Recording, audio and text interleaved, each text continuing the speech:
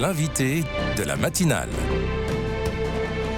KTO Radio. On se penche ce matin sur les raisons de la colère des agriculteurs et des éleveurs français. Christiane Lambert, bonjour. Bonjour. Merci beaucoup d'être avec nous ce matin en studio, ancienne présidente de la FNSEA et du COPA, le syndicat européen des agriculteurs. Les auditeurs et les auditrices vous connaissent bien, vous animez notamment la chronique du cri de la terre toutes les 2 semaines sur KTO Radio.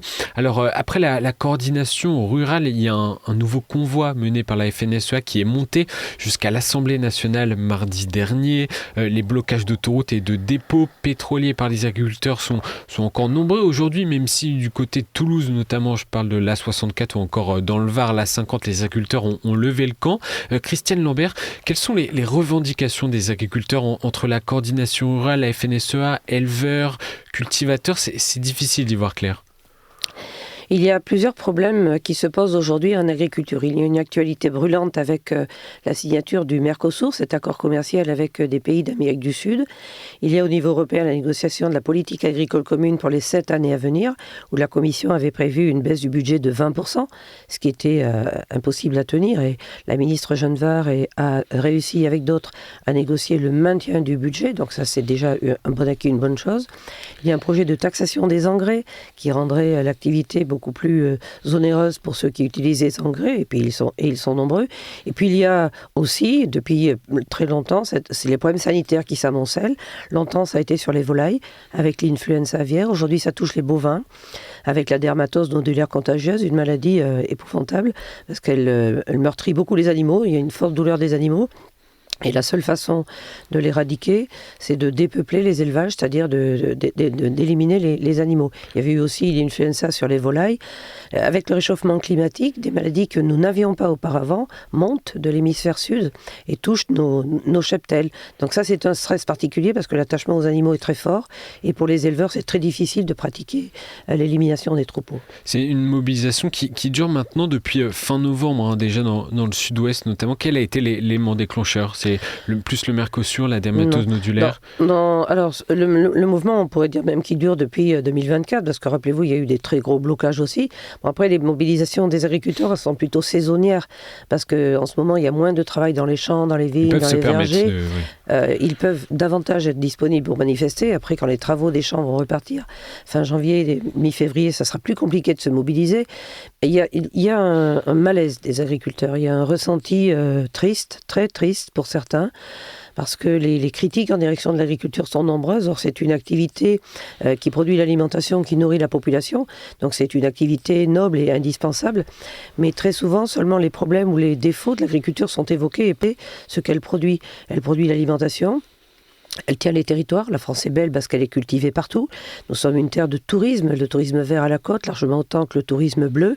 Et quand on allume son poste de radio, alors pas la vôtre, mais d'autres, et qu'on entend en permanence des critiques en direction de l'agriculture, faites mieux, faites plus beau, faites bio, mais que les consommateurs ne sont pas toujours au rendez-vous pour acheter les produits, l'effondrement de la consommation biologique, de produits biologiques, a laissé beaucoup d'agriculteurs en situation très difficile.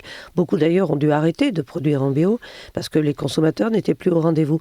Donc c'est un petit peu un contexte délicat. Alors, le Covid a montré l'importance de l'alimentation. Depuis la guerre en Ukraine, où Vladimir Poutine a fait de l'alimentation une arme, l'arme alimentaire, il y a plus de considération, y compris à Bruxelles, pour dire qu'il faut quand même maintenir notre souveraineté alimentaire, être capable de nourrir notre population, même en cas de crise. Et on voit aujourd'hui qu'on manque d'un certain nombre de produits. On importe des œufs, du poulet, des pièces de porc, beaucoup de fruits et légumes. Il y a eu une désindustrialisation de la France, c'est souvent dit par les grands patrons de l'industrie. Il y a eu aussi un abandon de la production française. Tout le monde trouvait moins cher ailleurs. Mais quand les frontières se ferment ou qu'il y a des conflits géopolitiques ou que Trump taxe d'un côté et Xi Jinping taxe de l'autre, on se dit qu'est-ce qu'on est capable de produire en Europe et en France ?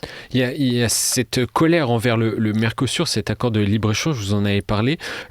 Qu'est-ce qui provoque cette colère et Qui sont les agriculteurs notamment en colère contre cet accord de libre-échange ? Cet accord de libre-échange, il a commencé à être mis sur la table en 1999. C'est vous dire s'il est vieux. Entre-temps, les choses ont changé, et notamment l'aspect climatique, la considération du carbone, de l'empreinte carbone, les méfaits de la déforestation. En Amérique du Sud, les conditions de production sont totalement différentes. Il y a des hormones et des activateurs de croissance. Les animaux sont sous antibiotiques pour jamais être malades, pour grossir plus vite. Ils utilisent des produits phytosanitaires pour traiter leur culture, notamment leur maïs, qui sont interdits en Europe. Et les animaux produits dans ces conditions, le sucre, les betteraves, l'éthanol, produits dans les poulets, viendraient en Europe. Donc c'est une tromperie à la fois pour les consommateurs, parce que c'est pas ce que demandent les consommateurs français. En tout cas, c'est pas ce qu'ils nous exigent comme production.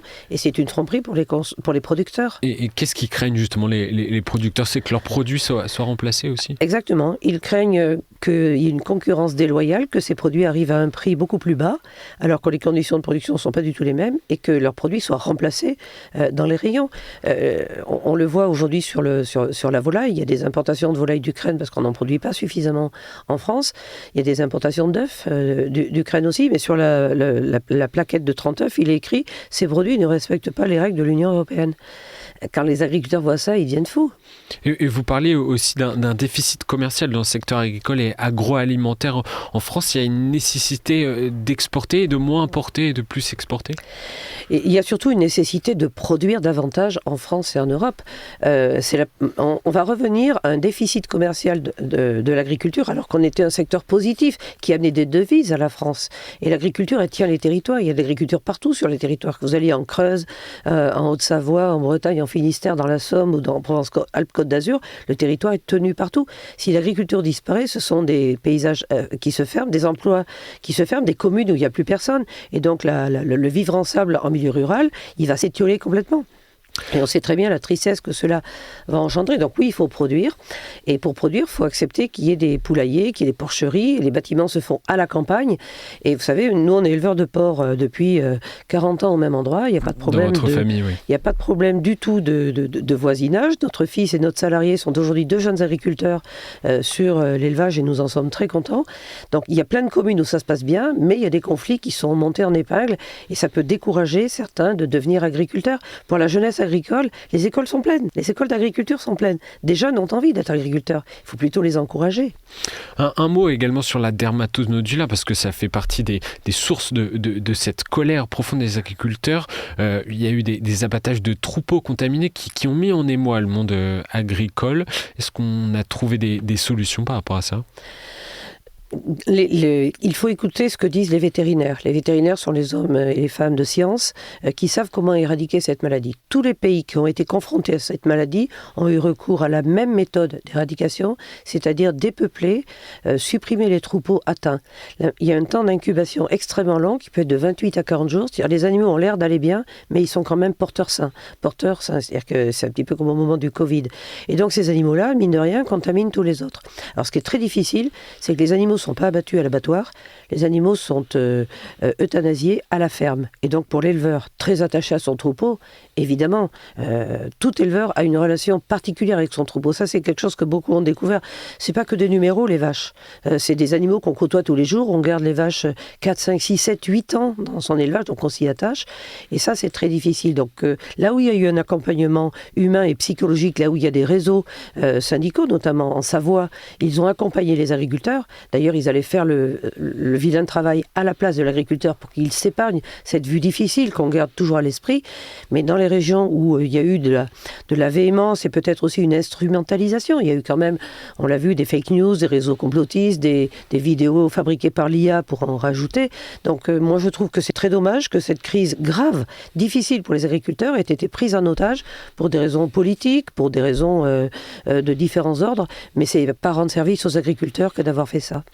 Dans la crise, dans cette crise agricole, dans ces crises agricoles, il y a des questions plus structurelles, plus profondes encore qui se posent. Je pense notamment à la moitié des agriculteurs qui auront atteint l'âge de la retraite d'ici 2030, ce renouvellement des générations. Avec toutes ces crises, tous ces défis, on a l'impression que c'est impossible à résoudre. On a devant nous un défi démographique historique. Il n'y a jamais eu autant de départs d'un seul coup, enfin dans les 10 ans qui viennent. 40% des agriculteurs vont quitter dans les 10 ans qui viennent. Il y a plus de jeunes dans les écoles d'agriculture. Quand vous allez au salon d'agriculture, vous voyez des jeunes passionnés partout. Alors, il faut arrêter ce discours morose général. Il y a des secteurs qui vont mieux aujourd'hui. La production laitière se porte mieux. La production porcine a eu 3 années exceptionnellement bonnes.